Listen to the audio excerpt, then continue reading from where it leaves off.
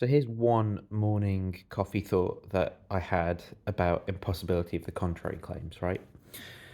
So suppose we're arguing for some disputed claim that X is true, right? I believe that, you don't. And so you kind of asked me to provide you with reasons why X is true because you think X is not true. So then I say, well, here's my reason because it's not possible that not X, right? So if it's not possible that not X, well then it must be the case that X. Now obviously if it's true that it's not possible that not X, then it can't be the case that not X. But then we have to consider what we mean by possibility here, right? And in many cases, the standard for possibility is going to be incredibly low. Merely the fact that, you know, obviously there's different modalities of possibility that philosophers will discuss, like logical, physical, nomological, metaphysical, epistemic, right? But for things like logical possibility or epistemic possibility, the bar is going to be pretty low, right? The bar is going to basically be: is there a contradiction involved in that, and like a logical contradiction of the form, A and not A, that I can find in that.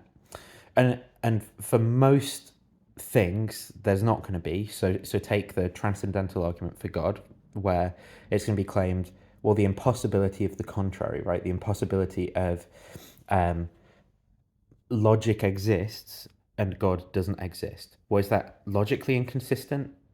No, there's not like a contradiction in terms. I can't see anything like that. Is it epistemically possible? Well, let me think about it. I can imagine people doing logic and God not existing. Is it physically possible? Well, I think that you can have a physical state of affairs where people are doing logic like that. That's all I see happening when people do logic, is people sitting around making markings on pages, talking about stuff and all that. I don't really perceive God in that situation, so I think it's physically possible, but maybe that could be disputed.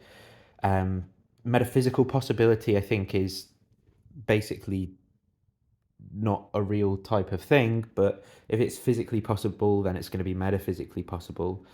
Um, so, in what sense is the contrary supposed to be impossible in the case of tag, or in the case of, to make it more neutral, X or not X? I'm going to have to go and do some work. That's a notification.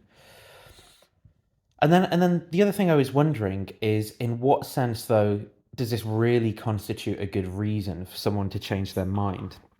So, if you say, well, you already know that I believe not X. If we're having a dispute about X or not X, if you already know I believe not X, then you know I don't believe that it's impossible, right? I obviously believe it's, not only do I believe it's possible, but I believe it's actual. So when you just appeal to the fact that it's not possible that not X, in what sense is that supposed to constitute a good reason giving argument to persuade or convince me? Um, I mean, fair enough, you yourself might believe that given your commitment to X, right? It's not inconsistent with your commitment to X, but it's definitely inconsistent with my commitment to not X. And so the fact that that's being provided as an argument that's supposed to be persuasive, I mean, if that's the purpose of an argument, to persuade you and convince your interlocutor, it just seems silly to me. Like, how is that supposed to be successful? Again, to bring it back to tag, imagine the proponent of tag. You're like, well, I know you're an apologist and you believe God exists.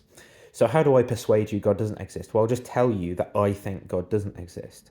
Well, how is that supposed to be a good strategy?